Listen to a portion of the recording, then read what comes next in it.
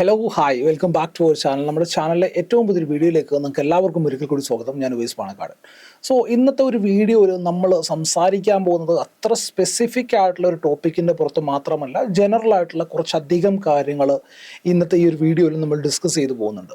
So അതിനകത്ത് ഏറ്റവും important ആയിട്ടുള്ള ഒരു കാര്യം എന്ന് പറയുന്നത്, നിങ്ങളിൽ പല ആളുകളും ചോദിക്കുന്ന ഒരു കാര്യം തന്നെയാണ്, എങ്ങനെയാണ് ഞാൻ എൻ്റെ ലെവൽസ് ലൈവ് മാർക്കറ്റിൽ എടുക്കുന്നത് എന്നുള്ളത്. സോ നമ്മുടെ ലെവൽസിലേക്ക് പോവുകയാണെന്നുണ്ടെങ്കിൽ അതിനകത്ത് ആദ്യം എന്താ പറയുക, നമുക്ക് കഴിവുള്ള കാര്യങ്ങൾ നമ്മൾ കോൺഫിഡൻ്റ് ആയിട്ട് പറയണം, അല്ലെങ്കിൽ അതിനകത്ത് നമുക്ക് ചെറുതായിട്ടൊന്ന് ഇതായിട്ട് പറയാന്നുള്ള ആളല്ലോ, സ്ട്രോങ് ആയിട്ട് പറയാനെന്നുള്ള ആളല്ലോ. സോ അങ്ങനെയാണെന്നുണ്ടെങ്കിൽ എനിക്കത് പറയാൻ പറ്റുന്ന, ക്ലിയർ ആയിട്ട് പറയാൻ പറ്റുന്ന ഒരു കാര്യം, എനിക്ക് ലൈവ് മാർക്കറ്റിൽ, അതായത് പ്രീ ഓപ്പൺ മാർക്കറ്റിൽ അല്ലെങ്കിൽ പോസ്റ്റ് മാർക്കറ്റിൽ പറയുന്നതിനെക്കാട്ടിലും കാര്യങ്ങൾ ഈസി ആയിട്ട്, അല്ലെങ്കിൽ കാര്യങ്ങൾ ഒന്നുകൂടി ആക്യുറേറ്റ് ആയിട്ട് ലൈവ് മാർക്കറ്റിൽ വായിക്കാൻ പറ്റുന്നുണ്ട്, അല്ലെങ്കിൽ പറ്റും എന്നുള്ളതാണ്. സോ അതിനുള്ള എബിലിറ്റി ഞാൻ ഉണ്ടാക്കിയെടുത്തത് വർഷങ്ങളോളം മാർക്കറ്റിൻ്റെ പിറകെ ഇരുന്നിട്ട് തന്നെയാണ്. അതിനകത്തൊരു പ്രത്യേകിച്ച് മാജിക്കോ അങ്ങനെയുള്ള കാര്യങ്ങളൊന്നും തന്നെയില്ല.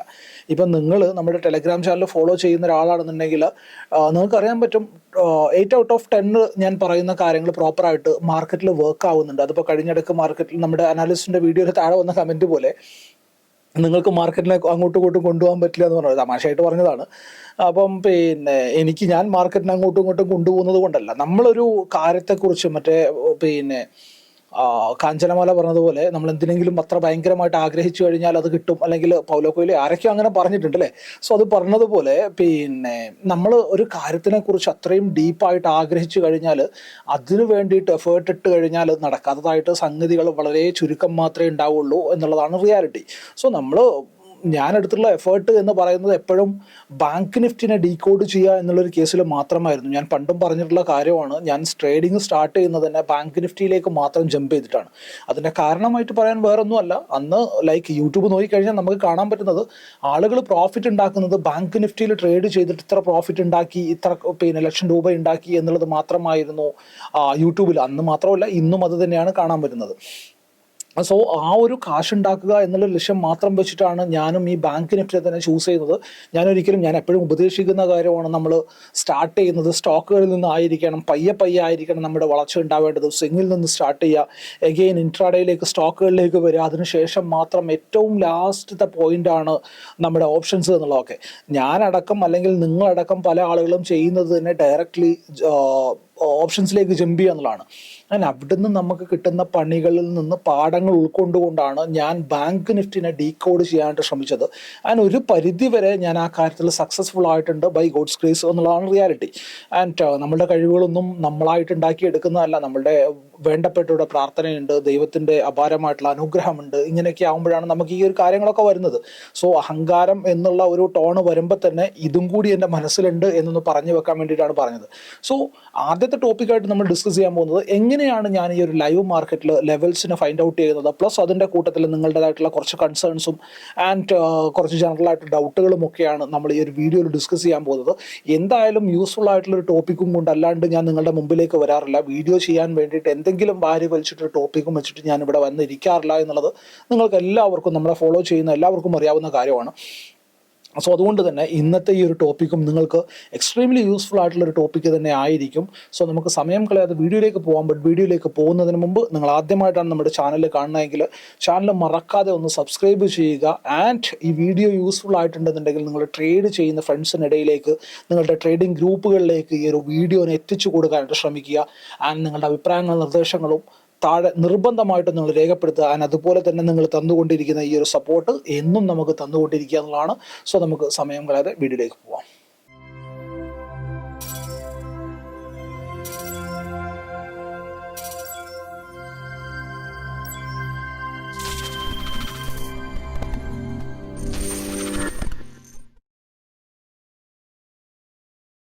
അപ്പോൾ നമ്മുടെ ലൈവ് മാർക്കറ്റ് ലെവൽസിലേക്ക് നോക്കിക്കഴിഞ്ഞാൽ, നിങ്ങൾക്ക് എല്ലാവർക്കും അറിയാവുന്ന ഒരു കാര്യമാണ്, നിങ്ങൾ ഫോളോ ചെയ്യുന്ന നമ്മുടെ ടെലഗ്രാം ചാനലിലാണ് ഞാൻ ലൈവ് മാർക്കറ്റ് ലെവൽസ് അപ്ഡേറ്റ് ചെയ്യാറുള്ളത്. അതിൻ്റെ ലിങ്ക് താഴെ ഡിസ്ക്രിപ്ഷൻ ബോക്സിൽ ഇരിക്കുന്നുണ്ട്, നിങ്ങൾക്ക് വേണമെങ്കിൽ ജോയിൻ ചെയ്യാവുന്നതാണ്.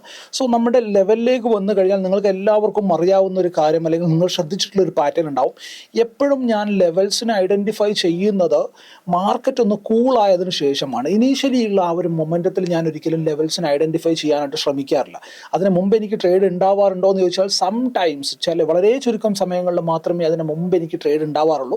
ഞാൻ അങ്ങനെ മാർക്കറ്റിൽ അഗ്രസീവ് ആവുന്ന ഒരാളല്ല എന്നുള്ളതാണ് റിയാലിറ്റി. അത് എൻ്റെ സ്റ്റുഡൻസിനാണെന്നുണ്ടെങ്കിലും എന്നെ ഫോളോ ചെയ്യുന്ന ആൾക്കാർക്കാണെന്നുണ്ടെങ്കിലും എല്ലാവർക്കും അറിയാവുന്ന ഒരു കാര്യമാണ്.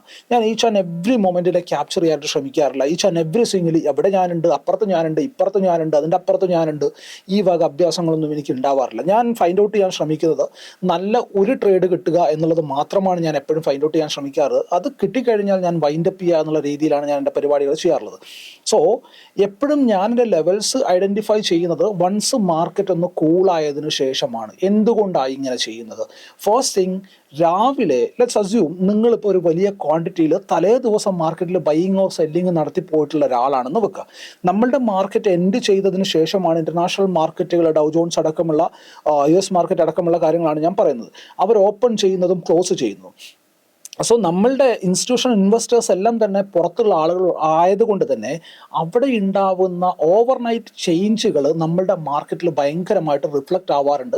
അത് കാരണമാണ് മിക്കവാറും ദിവസങ്ങളിൽ നമ്മുടെ market gap up or gap down open ആവുന്നത്. So gap up or gap down എങ്ങനെയാണ് ഓപ്പൺ ആവുന്നതിനെ കുറിച്ചൊക്കെ നമ്മൾ വീഡിയോ ചെയ്തിട്ടുണ്ട്. സോ നിങ്ങൾ കണ്ടിട്ടില്ല, അല്ലെങ്കിൽ നിങ്ങൾ അറിയാത്ത ഒരാളാണെന്നുണ്ടെങ്കിൽ നിങ്ങൾക്ക് gap up or gap down എന്നുള്ള രീതിയിൽ നമ്മുടെ ചാനൽ സെർച്ച് ചെയ്താൽ തന്നെ നിങ്ങൾക്ക് അത് കാണാൻ പറ്റും. സോ നിങ്ങളൊന്ന് പോയി റെഫർ ചെയ്താൽ നിങ്ങൾക്ക് ക്ലിയർ ആയിട്ട് അതിനെക്കുറിച്ചൊരു പിക്ചർ കിട്ടും. So once market gap up or gap down open ആവുകയാണെന്ന് വെക്കുക, തലേ ദിവസം നിങ്ങളൊരു ട്രേഡിലുണ്ട്, നിങ്ങളുടെ കയ്യിലൊരു വലിയ ക്വാണ്ടിറ്റി ഉണ്ടെന്നുണ്ടെങ്കിൽ മോസ്റ്റ് പ്രോബബ്ലി നിങ്ങളിപ്പോൾ HDFC ബാങ്കിൽ ഒരു ലോങ് ബൈ ചെയ്ത് കൊണ്ടുപോയിട്ടുണ്ടെന്നുണ്ടെങ്കിൽ നിങ്ങൾ ഒരിക്കൽ പോലും അതിൻ്റെ സപ്പോർട്ടോ റെസൻസോ ഫൈൻഡ് ഔട്ട് ചെയ്യാനായിട്ട് ശ്രമിക്കില്ല. ഇഫ് മാർക്കറ്റ് വലിയൊരു ഗ്യാപ്പ് ഡൗൺ ഓപ്പൺ ആവുകയാണെന്നുണ്ടെങ്കിൽ നിങ്ങൾ അപ്പോഴുള്ള ആ ലോസിനെ കവർ ചെയ്തിട്ട് മാറുക എന്നുള്ളത് മാത്രമായിരിക്കും നിങ്ങളുടെ എയിം ഉണ്ടാവുക എന്നുള്ളത്, അല്ലേ? സത്യമല്ലേ? സോ അങ്ങനെ ഇപ്പം അത് പറയുമ്പോൾ തന്നെ വേറൊരു കാര്യം കൂടി പറയേണ്ടതുണ്ട്.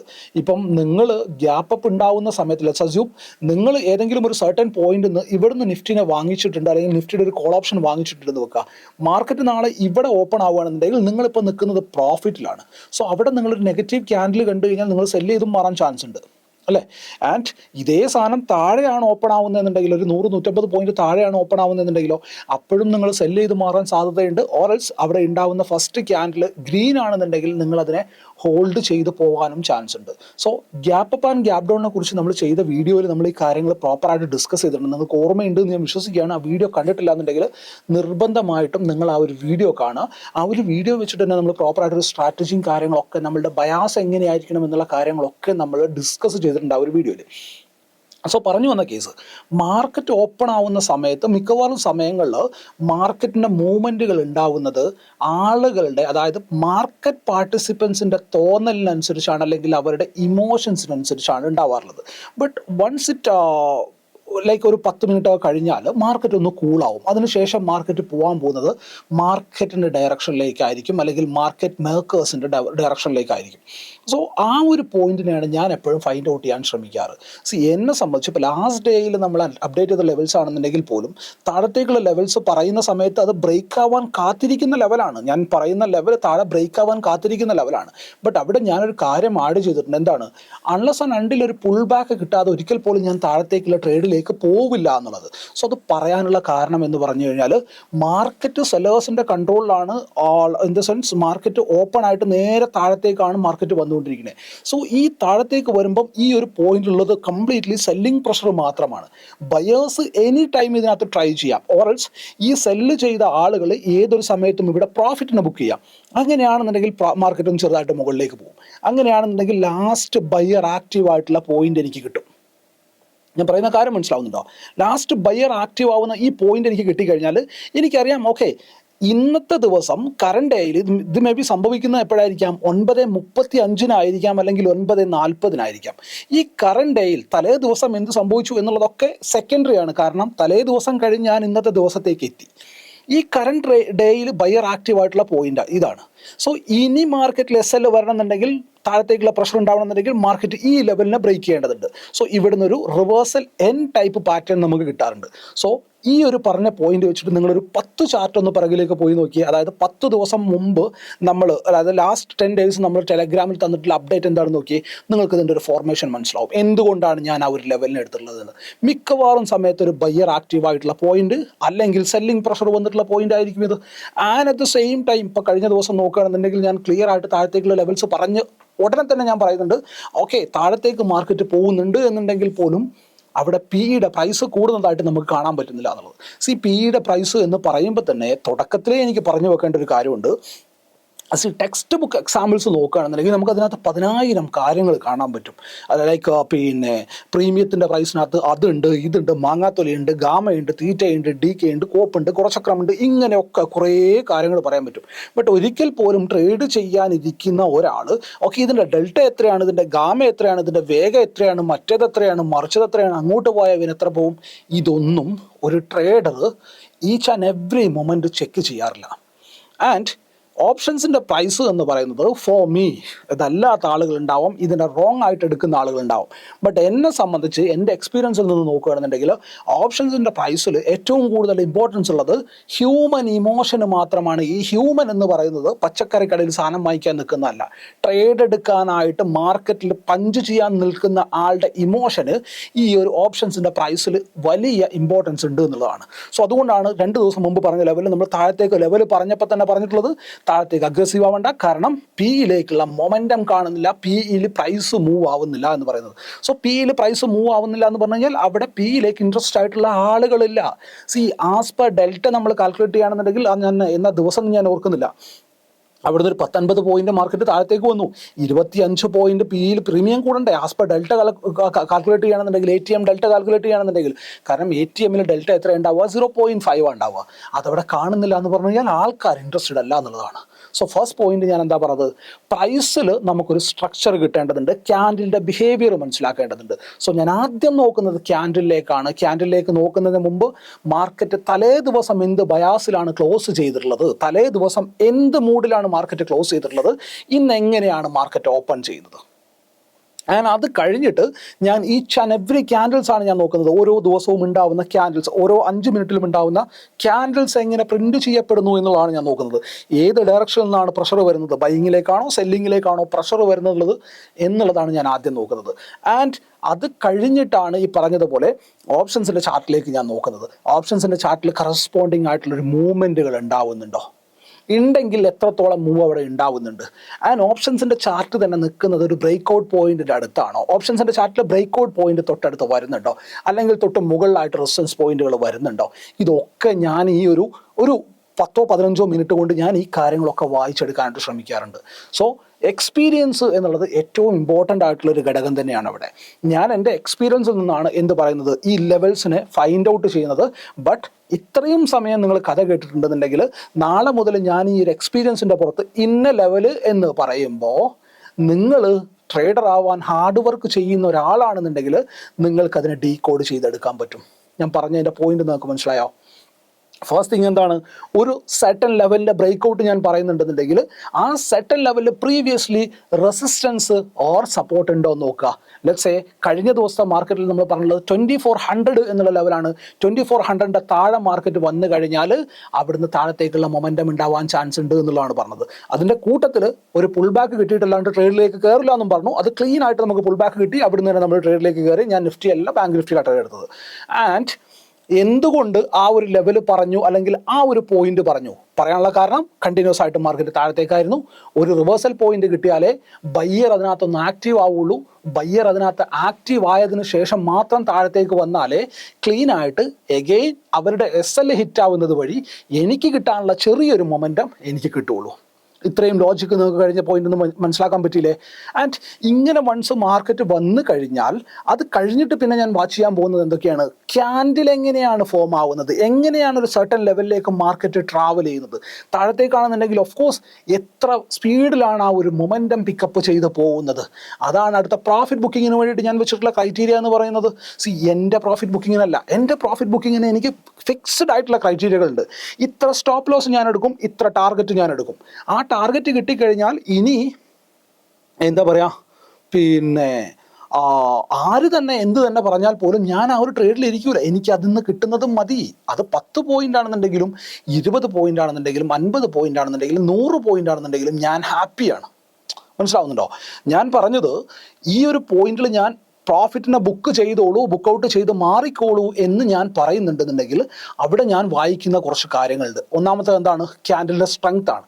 എങ്ങനെയാണ് ആ മൊമെൻറ്റം താഴത്തേക്ക് അല്ലെങ്കിൽ മുകളിലേക്ക് വരുന്നത് എന്നുള്ളതാണ്. രണ്ടാമത്തത് എത്ര ദൂരം ആ ഒരു മൊമെൻറ്റം ട്രാവൽ ചെയ്തിട്ടുണ്ട് എന്നുള്ളതാണ്. മൂന്നാമത്തത് അറ്റ് ദ സെയിം ടൈം നിഫ്റ്റിയിലെ ആവട്ടെ ബാങ്ക് നിഫ്റ്റിയിലെ ആവട്ടെ ഹെവി വെയിറ്റ് സ്റ്റോക്കുകൾ എങ്ങനെ പെർഫോം ചെയ്യുന്നു എന്നുള്ളതാണ്. സോ ഇത് ചെയ്യാനായിട്ട് ഞാൻ ഒരിക്കലും എന്ത് ചെയ്യാറില്ല, നിഫ്റ്റിയുടെ കൂട്ടത്തിൽ HDFCയുടെയും മറ്റവൻ്റെയും മറിച്ചവൻ്റെയും അതിൻ്റെ അപ്പുറത്തവൻ്റെയും എല്ലാവരുടെയും ചാർട്ട് കൊണ്ടുപോയിട്ടിട്ട് ഞാൻ കൺഫ്യൂസ്ഡ് ആവാറില്ല. എന്നെ സംബന്ധിച്ച് HDFC ബാങ്കിന് അല്ലെങ്കിൽ ICICI ബാങ്കിന് അല്ലെങ്കിൽ കൊട്ടക് മഹീന്ദ്ര ബാങ്കിന് ഒരു സർട്ടൻ ലെവൽസ് എൻ്റെ കയ്യിലുണ്ട്.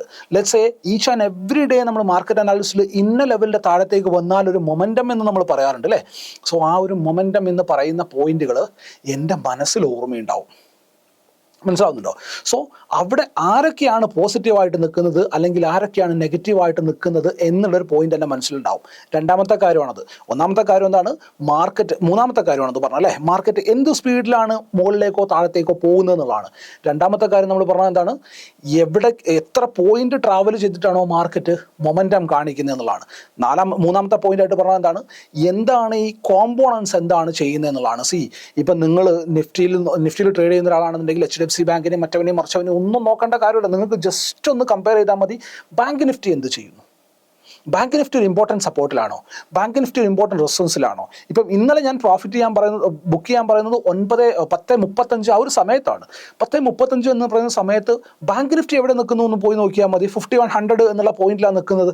ഓൾമോസ്റ്റ് അത്യാവശ്യം 500 പോയിന്റ് മാർക്കറ്റ് ട്രാവൽ ചെയ്തിട്ടാണ് വന്ന് നിൽക്കുന്നത്. അതിൻ്റെ ബ്യൂട്ടി മനസ്സിലാവുണ്ടോ നിങ്ങൾക്ക്? സോ ഇത്രയും വന്നു കഴിഞ്ഞാൽ അവിടെ പ്രോഫിറ്റ് ബുക്കിംഗ് ഉണ്ടാവാൻ ചാൻസ് ഉണ്ട്. ഒരു ക്വാണ്ടിറ്റിയിൽ ട്രേഡ് എടുക്കുന്ന എനിക്ക് മാത്രമേ ഇതൊന്നും അറിയാത്തതുള്ളൂ എന്നുള്ളത് ആദ്യം മനസ്സിലാക്കുക. സോ ഇത്രയും കാര്യങ്ങളാണ് ഒരു പോയിന്റിൽ പ്രോഫിറ്റ് ബുക്കിംഗ് എന്നുള്ള ഒരു ക്രൈറ്റീരിയ പറയുമ്പോൾ ഞാൻ നോക്കുന്നത്. പ്രോപ്പറായിട്ടൊരു റെസിസ്റ്റൻസിലേക്കാണോ മാർക്കറ്റ് എത്തുന്നത്? പ്രോപ്പറായിട്ടൊരു സപ്പോർട്ടിലേക്കാണോ മാർക്കറ്റ് എത്തുന്നത്? ഒരു ട്രാപ്പ് കാണിച്ചിട്ടാണോ മാർക്കറ്റ് നിൽക്കുന്നത്? ഇതെല്ലാം നോക്കിയിട്ടാണ് ഞാൻ ഈ ലൈവ് മാർക്കറ്റിൽ നിങ്ങളടക്കമുള്ള ഒരു 10-16 ആളുകളുള്ള ആ ഒരു ഗ്രൂപ്പിൽ അത്രയും കോൺഫിഡൻ്റ് ആയിട്ട് എനിക്ക് ഈ ഒരു കാര്യം പറയാൻ പറ്റുന്നത്. അൽഹംദുലില്ലാ പറഞ്ഞു വന്ന കേസ് ഇത്ര മാത്രമേ ഉള്ളൂ. ഞാൻ പറയുന്ന ലെവൽസിൽ മിക്കവാറും ദിവസങ്ങളിൽ, അതായത് 10 ദിവസം ലെവൽസ് പറയുന്നുണ്ടെങ്കിൽ 8 ദിവസവും ബ്ലാസ്റ്റിംഗ് ആയിട്ടുള്ള ട്രേഡുകൾ അവിടെ വരാറുണ്ട്. നിങ്ങളെല്ലാവരും തന്നെ അത് എടുക്കാറുണ്ട്, നല്ല പ്രോഫിറ്റ് ഉണ്ടാക്കാറുണ്ട് എന്നുള്ളത് എനിക്കറിയാം. സത്യം പറഞ്ഞാൽ ഹാപ്പിയാണ്. സോ ഞാൻ ട്രേഡിനെ പഞ്ച് ചെയ്യാനായിട്ട് അല്ലെങ്കിൽ ട്രേഡിൻ്റെ ലെവൽസ്, ലൈവ് മാർക്കറ്റിൽ ലെവൽസ് എടുക്കാനായിട്ട് ഈ പറഞ്ഞ കാര്യങ്ങളെല്ലാം ഞാൻ നോക്കാറുണ്ട്. ഓപ്ഷൻ ചെയിൻ എന്നുള്ളൊരു പെർട്ടിക്കുലർ പോയിന്റിലേക്ക് ഞാൻ പോയി നോക്കാറില്ല. ബട്ട് ഓപ്ഷൻസിൽ എന്താണ് മൂവ്മെൻറ്റ് നടക്കുന്നത്, ഓപ്ഷൻസിൽ എവിടെയാണ് ബ്രേക്ക് ഔട്ട് നടക്കാനുള്ളത്. ഞാൻ ഈ പറയുന്ന ഈച്ച് ആൻഡ് എവറി ടോപ്പിക്ക് ഞാൻ വീഡിയോ ആയിട്ട് നിങ്ങൾക്ക് ചെയ്തു തന്നിട്ടുണ്ട്, ഫ്രീ ഓഫ് കോസ്റ്റ്. ഇതൊന്നും ഇപ്പം കഴിഞ്ഞിടയ്ക്ക് ഒരാൾ നമ്മളുടെ അടുത്ത് വന്നു കേട്ടോ. ഇപ്പം ഏറ്റവും അടുത്തായിട്ട് ഇൻസ്റ്റാഗ്രാമിൽ, യൂട്യൂബിൽ, ഫേസ്ബുക്കിൽ ഒക്കെ പരസ്യം കാണിക്കുന്ന ഒരു ഇൻസ്റ്റിറ്റ്യൂഷനാണ്, ട്രേഡിംഗ് ഇൻസ്റ്റിറ്റ്യൂഷനാണ്. 50,000 രൂപയാണ് അദ്ദേഹം ഫീസായിട്ട് ഇവിടുന്ന് വാങ്ങിച്ചിട്ടുള്ളത്. ഞാൻ അതിൻ്റെ പേര് ഞാൻ മെൻഷൻ ചെയ്യുന്നില്ല. 50,000 രൂപ. ഇപ്പം കഴിഞ്ഞിടക്ക് മാത്രം പൊട്ടിമുളച്ചു എന്നുള്ള സംഭവമാണ്. 50,000 രൂപയാണ് ഫീസായിട്ട് വാങ്ങിക്കുന്നത്. എന്നിട്ട് ഞാൻ ചോദിച്ചു എന്താണ് പഠിപ്പിച്ചിട്ടുള്ളത്. അപ്പോൾ പറഞ്ഞ ചാർട്ട് പാറ്റേൺസ് ആണ് പഠിപ്പിച്ചിട്ടുള്ളത്. ചാർട്ട് പാറ്റേൺസ് പഠിക്കാൻ എന്തിനാണ് ഈ കോഴ്സ് എടുക്കുന്നത്? ചാർട്ട് പാറ്റേൺസ് പഠിക്കാൻ എന്തിനാണ് ഈ കോഴ്സ് എടുക്കുന്നത്? ക്യാൻഡിൽ സ്റ്റിക്ക് പഠിക്കാൻ എന്തിനാണ് ഈ കോഴ്സ് എടുക്കുന്നത്? ക്യാൻഡിൽ സ്റ്റിക്കിൻ്റെ ബ്യൂട്ടിഫുൾ ആയിട്ടുള്ളൊരു കാര്യം വീഡിയോ സീരീസ് നമ്മുടെ ചാനലിൽ ഞാൻ ഫ്രീ ഓഫ് കോസ്റ്റ് നിങ്ങൾക്ക് അവൈലബിൾ ആക്കി തന്നിട്ടുണ്ട്. അത് കണ്ടാൽ പോരെ. അതിനകത്ത് കിട്ടാത്ത ഒരു വിവരവും ഇവന്മാരാരും നിങ്ങൾക്ക് പഠിപ്പിച്ചു തരില്ല എന്നുള്ളത് എഴുതി ഒപ്പിട്ട് ഞാൻ നിങ്ങൾക്ക് പറഞ്ഞു തരികയാണ്. ആൻഡ് ഈ ഒരു പ്ലാറ്റ്ഫോമിൽ വന്നിട്ട് ഗ്യാരണ്ടിയോടുകൂടി അല്ലെങ്കിൽ അഹങ്കാരത്തോടു കൂടി, നേരത്തെ പറഞ്ഞതുപോലെ ഇതൊക്കെ ദൈവത്തിൽ നിന്നുള്ളതാണ്, എൻ്റെ വീട്ടുകാരുടെ പ്രാർത്ഥനയാണെന്നുള്ളൊക്കെ കാര്യം ഓർമ്മയിൽ വെച്ചുകൊണ്ട് തന്നെ അഹങ്കാരത്തോടു കൂടി ഞാൻ പറയാണ്, ഞാൻ എൻ്റെ ക്ലാസ്സിൽ പറയുന്ന പകുതി വിവരങ്ങൾ പോലും അല്ലെങ്കിൽ പകുതി ഇൻഫർമേഷൻസ് പോലും പകുതി കണ്ടന്റ് പോലും ഇന്ന് ഈ കേരളത്തിൽ ഒരു യൂട്യൂബറും നിങ്ങൾക്ക് തരുന്നില്ല. 50,000 വാങ്ങിച്ചിട്ട് വീഡിയോ ക്ലാസ് ചെയ്യുന്നവനാവട്ടെ, 20,000 വാങ്ങിച്ചിട്ട് ക്ലാസ് ചെയ്യുന്നവനാവട്ടെ, 45,000 വാങ്ങിച്ചിട്ട് 300 കോടിൻ്റെ എംപയർ ഉണ്ട് എന്ന് പറയുന്നവനാവട്ടെ, ആരും നിങ്ങൾക്ക് പ്രൊവൈഡ് ചെയ്യുന്നില്ല എന്നുള്ളത് ഗ്യാരണ്ടി ആയിട്ട് നെഞ്ഞത്ത് കൈവച്ച് എനിക്ക് പറയാൻ പറ്റും.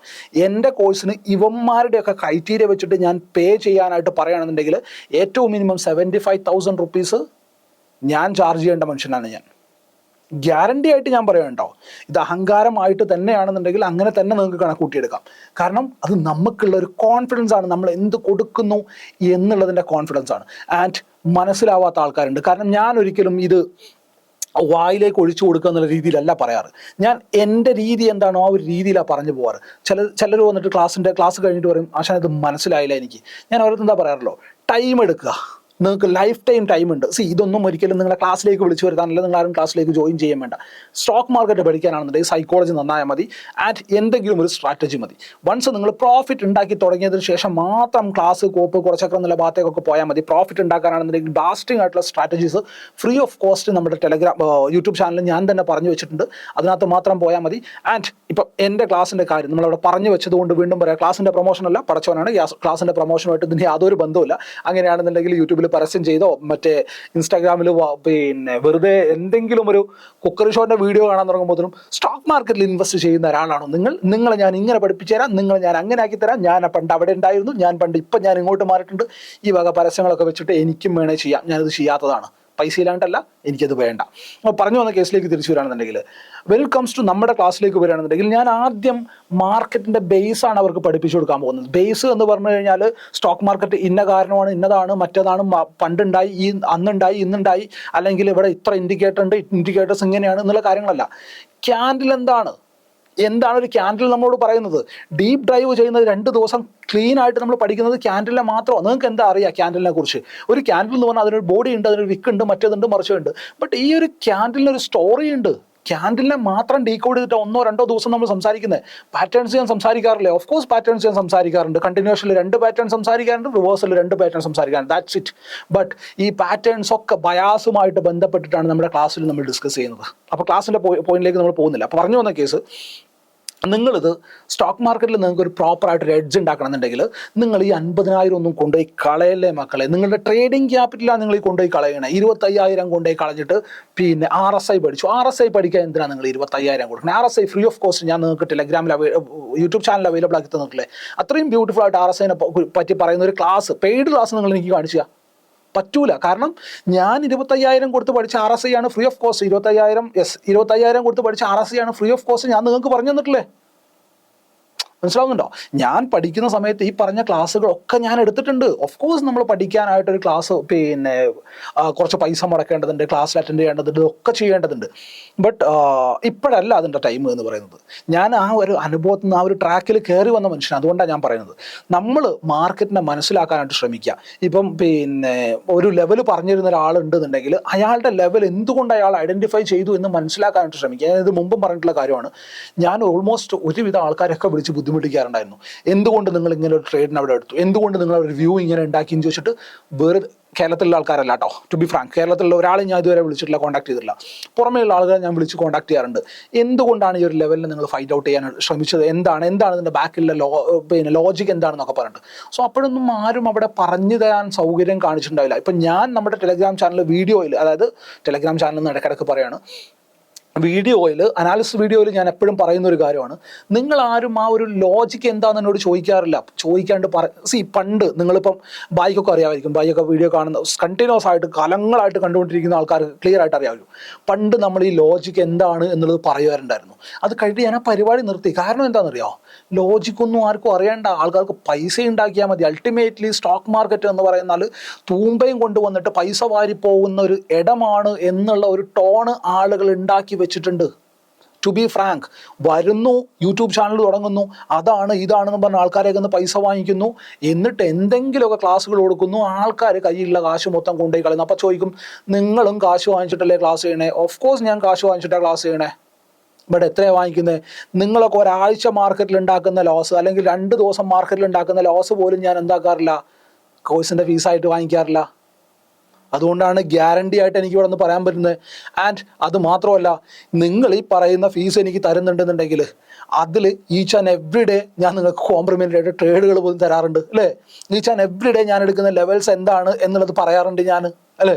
ആ ലെവൽസ് വെച്ച് നോക്കുകയാണെങ്കിൽ തന്നെ നിങ്ങൾക്ക് പ്രോപ്പറായിട്ട് ഇപ്പം ഏറ്റവും സിമ്പിളായിട്ട് പറയുകയാണെന്നുണ്ടെങ്കിൽ നമ്മുടെ ക്ലാസ്സിലോ കാര്യങ്ങളൊക്കെ ഇരിക്കുന്ന ഒരാളാണെന്നുണ്ടെങ്കിൽ എങ്ങനെയാണ് ഞാൻ എൻ്റെ ട്രേഡിനെ പ്ലാൻ ചെയ്യുക എന്നുള്ളത് മനസ്സിലാവും. അത് മനസ്സിലായാൽ തന്നെ 2 ദിവസം കൊണ്ട് നിങ്ങളുടെ പ്രോഫിറ്റ്, നിങ്ങളുടെ ക്ലാസ്സിൻ്റെ ചാർജും കാര്യങ്ങളൊക്കെ നിങ്ങൾക്ക് കൂലിയെടുക്കാമെന്നേ. കാരണം ഞാൻ 50,000 നിങ്ങളെ ഇതൊന്നും വാങ്ങിക്കാറില്ല, നിങ്ങളുടെ 2 SLൻ്റെ കാശ് മാത്രമേ ഞാൻ വാങ്ങിക്കാറുള്ളൂ. അതാണ് ഞാനും മറ്റുള്ളവരും തമ്മിലുള്ള വ്യത്യാസം എന്ന് പറയുന്നത്. സോ അതുകൊണ്ട് തന്നെ എനിക്ക് ഇവിടെ നിന്ന് ധൈര്യമായിട്ട് പറയാനും പറ്റും. ആൻഡ് ഒരു ഒളിവും മറയില്ലാണ്ട് നിങ്ങൾ ചോദിക്കുന്ന കാര്യങ്ങൾ പറഞ്ഞു തരാറുണ്ട് ഞാൻ. എനിക്കിപ്പം ഈ കാര്യത്തിലൊരു പ്രത്യേകിച്ച് ഞാനൊരു ഒളിവോ മറയോ അങ്ങനെയൊന്നും വെക്കാറില്ല. ലോജിക്ക് നിങ്ങൾക്ക് ചോദിക്കാത്തതിലാണ് എൻ്റെ പ്രശ്നം, നിങ്ങൾ ചോദിക്കുന്നതിലല്ല. ഇപ്പം കഴിഞ്ഞിടയ്ക്ക് ഒരാൾ കമൻ്റായിട്ട് രേഖപ്പെടുത്തി, ആ ലോജിക്ക് ചോദിച്ചു കഴിഞ്ഞാൽ ക്ലാസ്സിൽ ജോയിൻ ചെയ്യാൻ പറയും. ഞാനെന്താ പറയാമെന്നറിയാമോ? നിങ്ങൾ ക്ലാസ്സിൽ ജോയിൻ ചെയ്യേണ്ട. കാരണം ക്ലാസ്സിൽ ജോയിൻ ചെയ്താൽ എനിക്കതൊരു തലവേദനയാണ്. പടച്ചോനാണ് സത്യം, പടച്ചോനെ വന്നിട്ട് പറയണല്ലോ കേട്ടോ.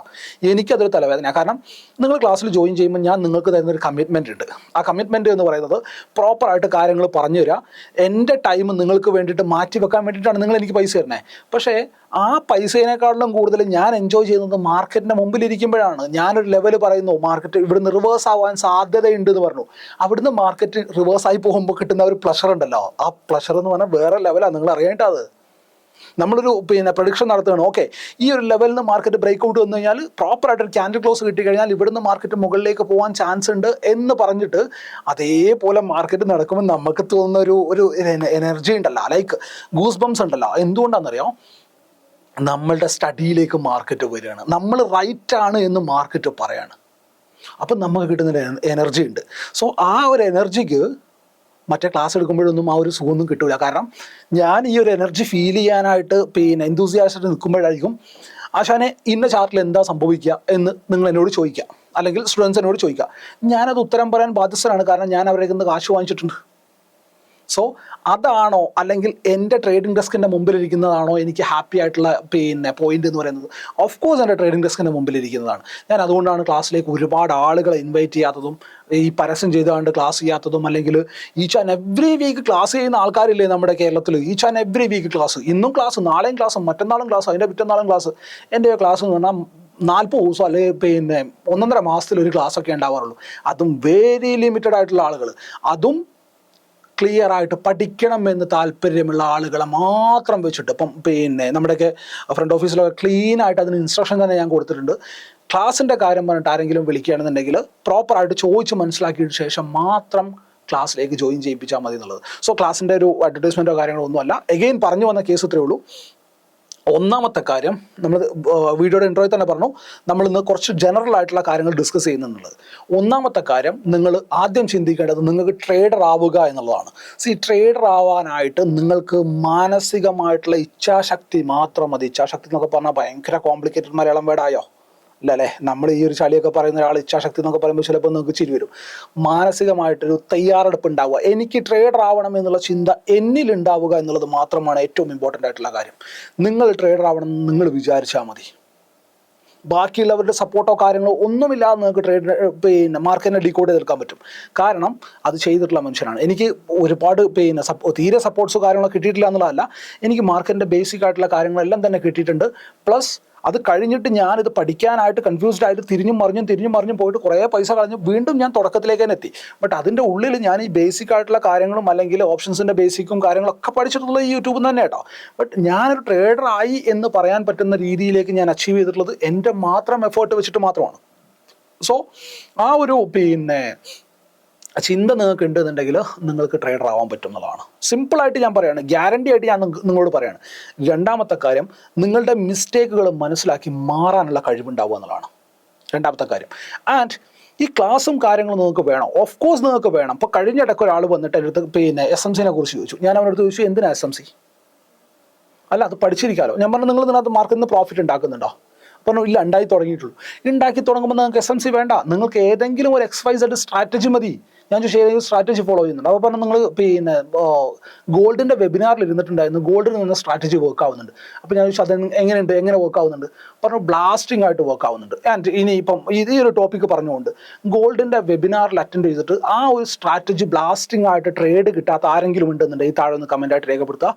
ആൻഡ് ആ ഒരു സ്ട്രാറ്റജിയിൽ എന്തെങ്കിലും കോംപ്ലിക്കേഷൻ ഉണ്ടോ എന്നുള്ളതും താഴെ ഒന്ന് കമൻ്റായിട്ട് രേഖപ്പെടുത്താം. സോ പറഞ്ഞു വന്ന കേസ്, എൻ്റെ ക്ലാസ് ആണെങ്കിൽ പോലും ഇത്രയും സിമ്പിളാണ്. നിങ്ങൾ ഗോൾഡിൽ എന്താണോ ഇപ്പം ഞാൻ വെബിനാറിൽ പറഞ്ഞതിലുള്ള സെറ്റപ്പ്, ആൻഡ് വെബിനാറിൽ പറഞ്ഞതിലുള്ള സെറ്റപ്പ് എന്ന് പറയുമ്പോൾ തന്നെ ഒരു കാര്യം കൂടി പറയാണ്ട്, ബാക്കിയുള്ള വെബിനാറിൽ അറ്റൻഡ് ചെയ്യാത്ത ആളുകളുണ്ട് നമ്മുടെ ഗോൾഡിൻ്റെ ഗ്രൂപ്പിൽ. അവർക്കുള്ള ക്ലാസ് അടുത്ത ആഴ്ച തന്നെ ഞാൻ പ്ലാൻ ചെയ്യുന്നുണ്ട്. ഓഫ് കോഴ്സ് ഞാൻ അവിടെ അറിയിക്കും. ആൻഡ് അടുത്ത ആഴ്ച മുതൽ നമ്മൾ ഗോൾഡിൽ ബ്ലാസ്റ്റിംഗ് ആയിട്ടുള്ള ട്രേഡും കാര്യങ്ങളൊക്കെ പ്ലാൻ ചെയ്യുന്നുണ്ട് കേട്ടോ. അത് ഞാൻ എന്തായാലും ടെലഗ്രാമിലും ഷെയർ ചെയ്യും. സോ പറഞ്ഞു വന്ന കേസ് എന്താണെന്ന് വെച്ചാൽ, അതൊരു എക്സ്ട്രീംലി സിമ്പിൾ സെറ്റപ്പാണ്. ഞാനൊരു പർട്ടിക്കുലർ ടൈം ഫ്രെയിമിലെ ക്യാൻഡിലിനെ മാത്രമേ നോക്കുന്നുള്ളൂ. സോ അങ്ങനെയുള്ളൊരു സെറ്റപ്പ് മതി പ്രോഫിറ്റ് ഉണ്ടാവാനായിട്ട്. അപ്പോൾ ഞാൻ ചോദിച്ചു, ഇതിനകത്ത് പ്രോഫിറ്റ് ഉണ്ടാവുന്നില്ലേ? ഓഫ് കോഴ്സ് ഇതിനകത്ത് പ്രോഫിറ്റ് ഉണ്ടാവുന്നുള്ളൂ, ഉണ്ട് എന്ന് പറഞ്ഞു. അപ്പോൾ ഞാൻ ചോദിച്ചു, പിന്നെ എന്തിനാണ് നിങ്ങൾക്ക് SMC? എന്തിനാണ് നിങ്ങൾ SMC പഠിക്കണേ? SMC പഠിക്കുന്നത് മോശം, ICT പഠിക്കുന്നത് മോശം, പ്രൈസ് ആക്ഷൻ പഠിക്കുന്നത് മോശം, ഇതൊന്നുമല്ല ഞാൻ പറയുന്നത്. പഠിക്കണം. ഞാനും ഈച്ച് ആൻഡ് എവറി ഡേ പഠിച്ചവനാണ്. ഇന്ന് ഞാൻ MACD കുറിച്ച് പഠിച്ചുകൊണ്ടിരിക്കുകയായിരുന്നു. MACD ഇൻഡിക്കേറ്ററിനെ കുറിച്ച് പഠിച്ചുകൊണ്ടിരിക്കുകയായിരുന്നു ഞാൻ. എന്തിനാണെന്നറിയോ? നാളെ മുതൽ MACD ഇൻഡിക്കേറ്റർ യൂസ് ചെയ്യാൻ വേണ്ടിയിട്ടല്ല, ചുമ്മാ ഇരിക്കുകയാണ്. മാർക്കറ്റുമായി ബന്ധപ്പെട്ട കാര്യമാണ്, ചുമ്മാ കണ്ടുകളയാം അല്ലേ? ഇന്നും ഞാൻ മാർക്കറ്റുമായി ബന്ധപ്പെട്ടുള്ള ഒരു 3, 4, 5 വീഡിയോ യൂട്യൂബിൽ കണ്ടു. സ്റ്റോക്ക് മാർക്കറ്റുമായി ബന്ധപ്പെട്ടുള്ള, അല്ലെങ്കിൽ പ്രൈസ് ആക്ഷനുമായിട്ട് ബന്ധപ്പെട്ടുള്ള, അല്ലെങ്കിൽ ചാർട്ട് റീഡിങ്ങുമായിട്ട് ബന്ധപ്പെട്ടുള്ള 4, 5 വീഡിയോസ് ഇന്നും ഞാൻ ഇരുന്നിട്ട് യൂട്യൂബിൽ കണ്ടു. ഇതൊന്നും ഞാൻ എൻ്റെ ചാർട്ട് ട്രേഡിങ്ങിലേക്ക് കൊണ്ടുപോകാൻ വേണ്ടിയിട്ടല്ല. മാർക്കറ്റിനെ കുറിച്ച് പഠിക്കുക, മാർക്കറ്റിനെ കുറിച്ച് അറിയുക, അതൊരു രസമുള്ള പരിപാടി. എന്നെ സംബന്ധിച്ച് ഞാൻ ഏറ്റവും കൂടുതൽ എൻജോയ് ചെയ്യുന്നത് ആ ഒരു സിസ്റ്റത്തിൻ്റെ മുമ്പിലിരിക്കുമ്പോഴാണ്. സോ ഞാനത് പഠിക്കാനായിട്ട് ഹാപ്പി ആയിട്ട് ഞാൻ ചെയ്യുന്ന പരിപാടിയാണ്. ഇത് ചെയ്യാൻ തുടങ്ങിയത് എപ്പോഴാണെന്നറിയോ? ഈ ഹാപ്പി ആയിട്ട് നിങ്ങൾ ചെയ്യേണ്ടതും അല്ലെങ്കിൽ ചെയ്യാൻ തുടങ്ങേണ്ടതും എപ്പോഴാണെന്നറിയോ? നിങ്ങൾക്ക് പ്രോപ്പറായിട്ടുള്ളൊരു സെറ്റപ്പ് ഉണ്ടാക്കിയെടുത്തതിന് ശേഷം. നിങ്ങൾക്ക് പൈസ ഉണ്ടാക്കാനായിട്ടൊരു സെറ്റപ്പ് ഉണ്ടാക്കിയെടുത്തതിന് ശേഷം മാത്രമേ നിങ്ങൾ എന്ത് ചെയ്യാൻ പാടുള്ളൂ? ബാക്കിയുള്ള ഇൻഡിക്കേറ്ററിനെ കുറിച്ച് പഠിക്കാനായിട്ടാണെന്നുണ്ടെങ്കിലും, ബാക്കിയുള്ള കോഴ്സുകളെ കുറിച്ച് പഠിക്കാനായിട്ടാണെന്നുണ്ടെങ്കിലും ഇതിനൊക്കെ പൈസ കൊടുക്കേണ്ടത് ഇതിന് ശേഷം മാത്രമാണ്. ആൻഡ് ഏറ്റവും ഇമ്പോർട്ടൻ്റ് ആയിട്ട്, നിങ്ങൾ ആർക്കാണ് ഈ കൊണ്ടുപോയി കാശ് കൊടുക്കുന്നത് എന്നുള്ളത് നിങ്ങൾ ആദ്യം ആലോചിക്കുക. ഇത് കേൾക്കുമ്പോൾ തന്നെ കുറേ കടന്നൽ കൂട്ടങ്ങൾ മേ ബി താഴെ വരാൻ ചാൻസ് ഉണ്ട്. പൊന്നുമക്കളെ, നിങ്ങളോട് തന്നെയാണ് പറയുന്നത്. നിങ്ങൾ ഉദ്ദേശിക്കുന്നത് പോലെയല്ല മാർക്കറ്റ് എന്ന് പറയുന്നത്. എക്സ്ട്രീംലി സിമ്പിളായിട്ട് നിങ്ങൾക്ക് പഠിച്ചെടുക്കാൻ പറ്റുന്ന കാര്യമാണ്. ആൻഡ് ബാക്കിയുള്ള ഈ പറയുന്നത് പോലെ ഇത്ര കോംപ്ലിക്കേറ്റഡ് ആയിട്ടൊന്നും മാർക്കറ്റിനെ കാണേണ്ട കാര്യമില്ല. ഏറ്റവും സിമ്പിളായിട്ട് മാർക്കറ്റിനെ കാണുക. ബേസിക് ആയിട്ട് മാർക്കറ്റിനെ കാര്യങ്ങൾ പഠിക്കാനായിട്ട് നിങ്ങൾക്ക് പ്ലെൻറ്റി ഓഫ് ഓപ്പർച്യൂണിറ്റീസ് യൂട്യൂബിൽ തന്നെ അവൈലബിൾ ആണ്. ആൻഡ് ക്ലാസ് ചെയ്യുന്നവരൊന്നും ഞാൻ കുറ്റം പറയുന്നില്ല, കാരണം അത് അവരുണ്ടാക്കിയെടുത്തിട്ടുള്ള ഒരു കഴിവാണ്. മനസ്സിലാവുന്നുണ്ടോ? അവരുടെ സെക്കൻഡ് സോഴ്സ് ഓഫ് ഇൻകം ആണ്. അതിനൊന്നും ഞാൻ ഒരിക്കലും കുറ്റം പറയില്ല. ഞാനും ചെയ്യുന്ന മനുഷ്യനാണ്. ബട്ട് ഇത്രയൊക്കെ കാശ് വാങ്ങണമെന്നുള്ളത് നിങ്ങൾ ആലോചിച്ചാൽ മതി. കാരണം അത് പഠിക്കാൻ വേണ്ടിയിട്ടില്ല ആൾക്കാർ വരുന്നത്. ഇത് പഠിച്ചിട്ട് ഇതിനകത്ത് നിന്നൊരു പ്രോഫിറ്റ് ഉണ്ടാക്കിയെടുത്തിട്ട് അവർക്കും ഒരു ഫാമിലി റൺ ചെയ്യണം എന്നൊക്കെ വിചാരിച്ചിട്ടാണ് വരുന്നത്. അപ്പോൾ ഈ 45,000 അല്ലെങ്കിൽ 50,000 അല്ലെങ്കിൽ 25,000 ഇതൊക്കെ ഭയങ്കര കത്തിയാണ് എന്നുള്ള ഫ്രാങ്ക് ആയിട്ടുള്ളൊരു അഭിപ്രായം എനിക്കുണ്ട്. നിങ്ങൾ ടൈം സ്പെൻഡ് ചെയ്യുന്നുണ്ട്, അതിനുള്ള ഒരു മാന്യമായിട്ടുള്ളൊരു ഫീസ് നിങ്ങൾ വാങ്ങിക്കുക. കാരണം നിങ്ങളുടെ അമ്മായിയുടെ മക്കളൊന്നും അല്ല പഠിക്കാനൊന്നും വരുന്നത്. സോ അതിനുള്ള ഒരു മാന്യമായിട്ടുള്ളൊരു ഫീസ് നിങ്ങൾക്ക് വാങ്ങിക്കുക. പ്ലസ് അതിൻ്റെ കൂട്ടത്തിൽ വാല്യൂ ഉള്ള എന്തെങ്കിലും കണ്ടന്റുകൾ പഠിപ്പിച്ചു കൊടുക്കാനായിട്ട് ശ്രമിക്കുക. RSI അല്ലെങ്കിൽ മറ്റേ ചാർട്ട് പാറ്റേൺസ് ഒന്നുമല്ല, അതൊക്കെ ആളുകൾക്ക് ഈസിലി അവൈലബിൾ ആണ്. ഇതിനകത്തൊക്കെ തപ്പിക്കഴിഞ്ഞാൽ, ലൈക്ക് എന്താ പറയുക, യൂട്യൂബിലൊക്കെ തപ്പിക്കഴിഞ്ഞാൽ, പിന്നെ അതിൻ്റെ കൂട്ടത്തിൽ 2 ആൽഗോ കൊടുത്തിട്ടുണ്ട്, അല്ലെങ്കിൽ അതിൻ്റെ കൂട്ടത്തിലൊരു ആപ്ലിക്കേഷൻ കൊടുത്തിട്ടുണ്ട്. അതിനകത്ത് ബൈയിങ്ങിലേക്കുള്ള സ്റ്റോക്കുകൾ കാണാൻ പറ്റും, സെല്ലിങ്ങിലേക്കുള്ള സ്റ്റോക്കുകൾ. ഇതൊക്കെ വെറുതെ ചുമ്മാ തട്ടിപ്പാണ്ടോ. അങ്ങനെയൊന്നും ചെയ്യാണ്ടിരിക്കുക എന്നുള്ളത് മാത്രമാണ്. അപ്പോൾ എനിക്ക് ഡെഫിനറ്റ്ലി അറിയാവുന്ന ഒരു കാര്യമാണ്. ഇന്നത്തെ ഈ ഒരു വീഡിയോയുടെ താഴെ അത്യാവശ്യം നല്ല കമൻറ്റുകൾ വരാൻ ചാൻസ് ഉണ്ട്, നെഗറ്റീവായിട്ടുള്ള കമൻറ്റുകളും വരാൻ ചാൻസ് ഉണ്ട്. കാരണം നമ്മൾ തോണ്ടിയിട്ടുള്ളത് അല്ലെങ്കിൽ നമ്മൾ പറഞ്ഞിട്ടുള്ളത് ഓൾമോസ്റ്റ് എല്ലാവരെയും കുറിച്ചാണ്. അപ്പം ചിലപ്പോൾ വരാൻ ചാൻസ് ഉണ്ട്. ലെറ്റ് ഇറ്റ് ബി, വന്നോട്ടെ. ഇപ്പം നമ്മളെ സംബന്ധിച്ച് നോക്കുകയാണെന്നുണ്ടെങ്കിൽ അങ്ങനെ വന്നാലും അതൊരു പോസിറ്റീവായിട്ട് മാത്രമേ വരുള്ളൂ. കാരണം കുറച്ച് 4 വ്യൂ കയറട്ടെ എന്ന്. ഇപ്പോൾ കറണ്ട് ബില്ല് അടക്കാനുള്ള കാശാണ് ഇപ്പോൾ യൂട്യൂബിൽ നിന്ന് കിട്ടണേ. അപ്പോൾ അത് കറണ്ട് ബില്ല് അടക്കാനും സ്റ്റാഫിന് സാലറി കൊടുക്കാനുള്ള കാശ് കൂടി ആയി കിട്ടുകയാണെന്നുണ്ടെങ്കിൽ നല്ലതല്ലേ? അപ്പം എല്ലാത്തിനും നമുക്ക് പോസിറ്റീവായിട്ട് കാണാം. സോ പറഞ്ഞു വന്ന കേസ്, നിങ്ങൾ എഫേർട്ട് എടുത്താൽ മതി. ആൻഡ് ഓൾമോസ്റ്റ് എവറി ടോപ്പിക്കിനെ കുറിച്ച് ക്ലിയർ ആയിട്ട് നമ്മൾ വീഡിയോ ചെയ്തിട്ടുണ്ട്. പ്രൈസ് ആക്ഷൻ്റെ ഒക്കെ ആണെന്നുണ്ടെങ്കിൽ ബ്യൂട്ടിഫുൾ ആയിട്ടുള്ള പ്ലേലിസ്റ്റ് മാത്രം ചെയ്തിട്ടുണ്ട്. നിങ്ങൾ അതിൻ്റെയൊക്കെ കമൻറ്റുകൾ എടുത്ത് നോക്കിയാൽ മതി. അതിനകത്തൊക്കെ എത്രയും യൂസ്ഫുൾ ആയിട്ടുള്ള കാര്യങ്ങളാണ് പറഞ്ഞിട്ടുള്ളത്. കമൻറ്റിൽ ആളുകൾ പറയുന്നുണ്ട്. സോ അതൊന്നും കംപ്ലീറ്റ് ആയിട്ടൊന്ന് വാച്ച് ചെയ്യുക. ആൻഡ് എഗെയിൻ ആൻഡ് എഗെയിൻ ഇപ്പം നിങ്ങൾ വാച്ച് ചെയ്യുന്ന ഒരു വീഡിയോയുടെ വാല്യൂ നിങ്ങൾക്ക് ഇപ്പം അറിഞ്ഞുകൊള്ളുന്നില്ല. ഇത് നിങ്ങളെ അറിയുക എപ്പോഴാണെന്നറിയോ? ഒരു സ്റ്റേജ് കഴിഞ്ഞിട്ട് വീണ്ടും ഇതൊരു സൈക്കിളാണ്. സ്റ്റോക്ക് മാർക്കറ്റ് എന്ന് പറയുന്നത് ടോട്ടലി ഒരു സൈക്കിളാണല്ലോ. കാരണം ബയ്യറും സെല്ലറും മാത്രമാണ് ഇതിനകത്തുള്ളത്. ബയ്യറുടെ കാശ് സെല്ലറിലേക്കും, സെല്ലറുടെ കാശ് ബയ്യറിലേക്കും, ഈ ഒരു സൈക്കിൾ മാത്രമാണ് ഇതിനകത്ത് നടന്നുകൊണ്ടിരിക്കുന്നത്. അതുപോലെ തന്നെ ഒരു സൈക്കിൾ കറങ്ങി വരുമ്പോഴാണ് നിങ്ങൾക്ക് മനസ്സിലാവും, ഓക്കെ, അന്ന് അയാൾ ഇതിനെക്കുറിച്ച് പറഞ്ഞിട്ടുണ്ടായിരുന്നല്ലോ, അന്ന് പണ്ട് പറഞ്ഞ കാര്യം ഇതിനകത്ത് ആപ്ലിക്കബിൾ ആവുന്നുണ്ടല്ലോ എന്നുള്ളത് ഈ ഒരു സൈക്കിൾ കറങ്ങി വരുമ്പോഴാണ് നിങ്ങൾക്ക് മനസ്സിലാവുക. ഇപ്പം ഏറ്റവും സിംപ്ലസ്റ്റ് ഉദാഹരണമായിട്ട് പറയുകയാണെന്നുണ്ടെങ്കിൽ, പണ്ട് ഞാൻ ഒരു ഓപ്ഷൻ ബയ്യർ ഓപ്ഷൻ ചെയ്യുന്ന എങ്ങനെ വായിക്കാം എന്നൊരു വീഡിയോ ചെയ്തിട്ടുണ്ട്. ആ ഒരു വീഡിയോയിൽ എനിക്ക് തോന്നുന്നു, എൻ്റെ ഓർമ്മ ശരിയാണെന്നുണ്ടെങ്കിൽ 1 വർഷം മുമ്പുള്ള വീഡിയോ ആണ് ഞാൻ ചെയ്തിട്ടുള്ളത്. ആ ഒരു വീഡിയോയിൽ ഞാൻ പറഞ്ഞിട്ടുള്ള പോയിന്റ് എന്താണോ അതാണ് കഴിഞ്ഞ ദിവസം ഞാൻ എൻ്റെ മാർക്കറ്റിൽ അപ്ലൈ ചെയ്തിട്ടുള്ളത്. ഞാൻ നിങ്ങളുടെ അടുത്ത് പറഞ്ഞിട്ടുള്ളത്, പിയിലേക്ക് മൊമെൻറ്റം വരുന്നില്ല, പോയിന്റ് മനസ്സിലായിക്കോ, പിയിലേക്കുള്ള മൊമെൻറ്റം വരുന്നില്ല, പ്രൈസ് മൂവ് ആവുന്നില്ല, അഗ്രസീവ് ആവേണ്ട എന്നുള്ളത്. നിങ്ങൾ ആരെങ്കിലും ഇതുമായിട്ട് കണക്ട് ആവുന്നുണ്ടെന്നുണ്ടെങ്കിൽ താഴെ ഒന്ന് കമൻറ്റായിട്ട് രേഖപ്പെടുത്തുക. പണ്ട് നമ്മൾ ഓപ്ഷൻ ബൈയിങ്ങിനെ കുറിച്ച് വീഡിയോ ചെയ്തില്ലേ, ആ ഒരു വീഡിയോയിൽ പറഞ്ഞ കാര്യമല്ലേ മിഞ്ഞാന്ന് ഞാൻ നിങ്ങളുടെ അടുത്ത് പറഞ്ഞിട്ടുള്ളത്. അല്ലേ? ആൻഡ് അതേപോലെ ഇപ്പോൾ നമ്മുടെ ക്ലാസ്സിലൊക്കെ ഇരിക്കുന്ന ആളാണെന്നുണ്ടെങ്കിൽ കഴിഞ്ഞ ബാച്ചിലോ അതിന് മുമ്പത്തെ ബാച്ചിലോ അല്ലെങ്കിൽ ഏത് ബാച്ചിലോ ഇരുന്ന ആളാവട്ടെ, ഇപ്പം അവരുടെ അടുത്ത് ഞാൻ ചോദിക്കാറുണ്ട്, ഓക്കെ നിങ്ങൾ എൻ്റെ അടുത്ത് ഇങ്ങോട്ട് പറഞ്ഞു തരൂ ഏത് ഡേറ്റിനാണ് ഞാൻ ഏത് ലെവലിനെ കുറിച്ചാണ് ഞാൻ പറഞ്ഞിട്ടുള്ളത് എന്നുള്ളത് ഞാൻ നിങ്ങൾക്ക് പറഞ്ഞുതരാം. അപ്പോൾ അവരുടെ അടുത്ത് പറയും, ഓക്കെ ഇന്ന ദിവസം നിങ്ങൾ ഏത് ലെവലാണ് പറഞ്ഞത്. ഞാൻ ആ ചാർട്ടിലേക്ക് പോയിട്ട് ടെലഗ്രാമോ മറ്റിടത്തോ നോക്കുന്നതിന് മുമ്പ് ഞാൻ ആ ചാർട്ടിലേക്ക് പോയിട്ട് ഞാൻ വരച്ചു കാണിച്ച് കൊടുക്കും. ഓക്കെ, ഈ ദിവസം ഞാൻ ലെവൽസ് പറഞ്ഞിട്ടുണ്ടെന്നുണ്ടെങ്കിൽ ഈ ലെവലായിരിക്കും ഞാൻ പറഞ്ഞിട്ടുണ്ടാവുക എന്നുള്ളത്. നിങ്ങൾ എൻ്റെ ക്ലാസ്സിൽ ജോയിൻ ചെയ്തിട്ടുള്ള ഇരുന്നിട്ടുള്ള ആളാണെന്നുണ്ടെങ്കിൽ നിങ്ങളൊന്ന് പറഞ്ഞുതരാം. താനൊന്ന് ജസ്റ്റ് ഒന്ന് കമൻറ്റായിട്ട് രേഖപ്പെടുത്തുക. ഞാനത് പറയുന്നത് എന്തിനാണെന്നറിയോ, അതിൻ്റെ ബാക്കിൽ ഒരു ബ്യൂട്ടിഫുൾ സ്റ്റോറി ഉണ്ട്, ഞാൻ ആ ഭാഗത്തേക്ക് ഞാൻ വരാം. സോ നിങ്ങൾ എൻ്റെ അടുത്ത് ജസ്റ്റ് വിളിച്ച് ചോദിച്ചിട്ട് ചാർട്ട് സെൻഡ് ചെയ്ത് തന്നിട്ട് ഇന്ന ദിവസം നിങ്ങൾ ഏത് ലെവലാണ് ഐഡൻറ്റിഫൈ ചെയ്തിട്ടുള്ളത് ഇന്ന് എന്നോട് ചോദിച്ചു കഴിഞ്ഞാൽ 6 മാസം മുമ്പുള്ള ലെവൽസ് ഞാൻ ഇന്ന് ഇവിടെ ഇരുന്നിട്ട് പറഞ്ഞു തരും. കോൺഫിഡൻ്റ് ആയിട്ട് എനിക്കത് പറയാൻ പറ്റുന്നുണ്ട്.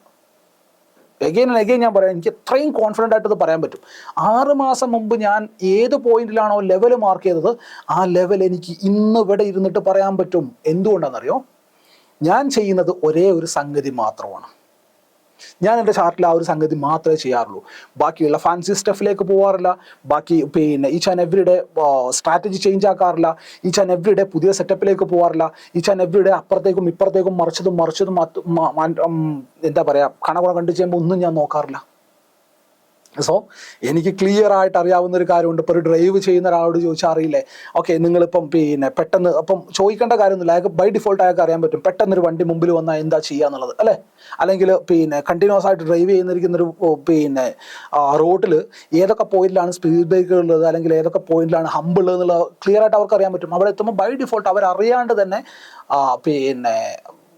എന്താ പറയുക ബ്രേക്ക് അപ്ലൈ ആവുന്നുള്ളതാണ്, അല്ലേ? സോ അതേപോലെ തന്നെ ഞാൻ സ്ഥിരം ചെയ്തുകൊണ്ടിരിക്കുന്ന ഒരു പാറ്റേൺ ആണിത്. സോ അതുകൊണ്ട് തന്നെ 6 മാസം മുമ്പുള്ള ലെവൽസ് ആണെന്നുണ്ടെങ്കിലും 6 ദിവസം മുമ്പുള്ള ലെവൽസ് ആണെന്നുണ്ടെങ്കിലും 60 ദിവസം മുമ്പുള്ള ലെവൽസ് ആണെന്നുണ്ടെങ്കിലും അവർ ക്ലാസ്സിൽ നിന്ന് ചോദിക്കുമ്പം അല്ലെങ്കിൽ ഞാൻ അവരോട് അങ്ങോട്ട് പറയാറുണ്ട്, നിങ്ങൾ പറയാം ഏത് ദിവസത്തെ ലെവലാണ് ഞാൻ നിങ്ങൾക്ക് ഇന്ന് ഇവിടെ ഇരുന്ന് പറഞ്ഞു തരേണ്ടതെന്നുള്ളത്. ചെയ്തിട്ടുള്ളവരാണെന്നുണ്ടെങ്കിൽ, അതായത് ആ ക്ലാസ്സിലൊക്കെ ഇരുന്നിട്ടുള്ളവരാണെന്നുണ്ടെങ്കിൽ താഴെ ഒന്ന് കമൻറ്റായിട്ട് രേഖപ്പെടുത്താം. പറഞ്ഞു വന്ന കേസ് അല്ലെങ്കിൽ ഇതിൻ്റെ ബാക്കിലുള്ള ബ്യൂട്ടിഫുൾ സ്റ്റോറി എന്താണെന്ന് വെച്ചാൽ, നിങ്ങൾ ചെയ്യുന്ന കാര്യത്തിൽ നിങ്ങൾ ക്രിസ്പ് ആൻഡ് ക്ലിയർ ആയിരിക്കുക. നിങ്ങൾ ചെയ്യുന്ന കാര്യം നിങ്ങൾക്ക് ഓർമ്മയുണ്ടാവുക.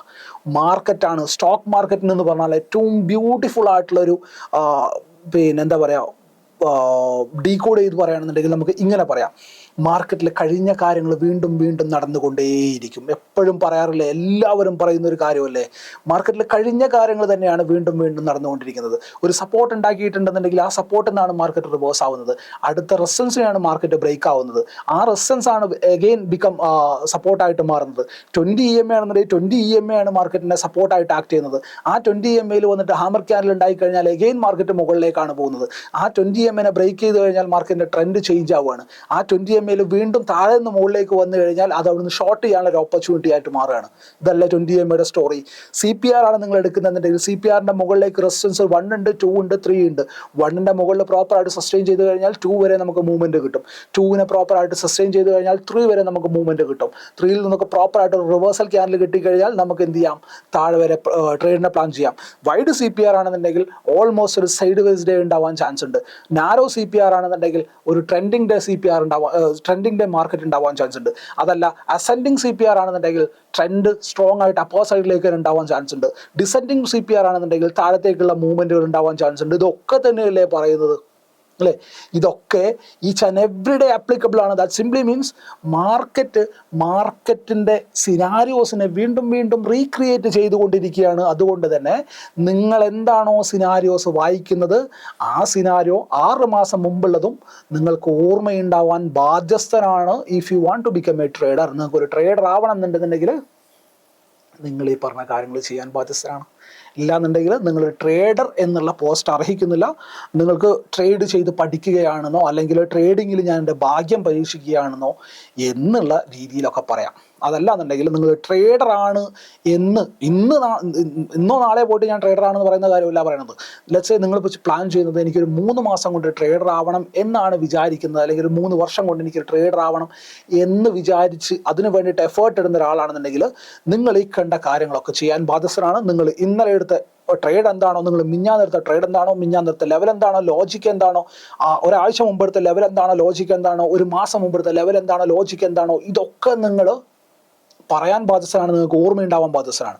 ഒന്നെങ്കിൽ അതെങ്ങനെയാവാം, നിങ്ങളുടെ ലെഡ്ജർ നോക്കിയിട്ടായിരിക്കാം. ലെഡ്ജർ ഉണ്ടാവണം നിർബന്ധമായിട്ട്. ആൻഡ് ഇപ്പോൾ എൻ്റെ കേസിൽ നോക്കുകയാണെന്നുണ്ടെങ്കിൽ എനിക്ക് ലെഡ്ജർ വേണ്ട. അപ്പം ഞാൻ നേരത്തെ പറഞ്ഞതുപോലെ ഒരു പബ്ലിക് പ്ലാറ്റ്ഫോമിൽ വന്നിട്ടാണ് ഞാൻ പറയണത്. 6 മാസം മുമ്പുള്ള ലെവൽസ് വരെ ഞാൻ എൻ്റെ സ്റ്റുഡൻസിൻ്റെ അടുത്ത് ക്ലീൻ ആയിട്ട് പറഞ്ഞു കൊടുത്തിട്ടുണ്ട്. ഇന്ന ദിവസം ഞാനിവിടെ മാർക്ക് ചെയ്തിട്ടുണ്ടെന്നുണ്ടെങ്കിൽ ഈ ലെവലായിരിക്കും ഞാൻ മാർക്ക് ചെയ്തിട്ടുണ്ടാവുക എന്നുള്ളത്. എഗെയിൻ ഞാൻ പറഞ്ഞത് അതുകൊണ്ടാണ്, നിങ്ങൾ താഴെ ഒരു കമൻ്റായിട്ട് രേഖപ്പെടുത്തും അങ്ങനെ ഇരുന്നിട്ടുള്ള ആൾക്കാരാണെന്നുണ്ടെങ്കിൽ.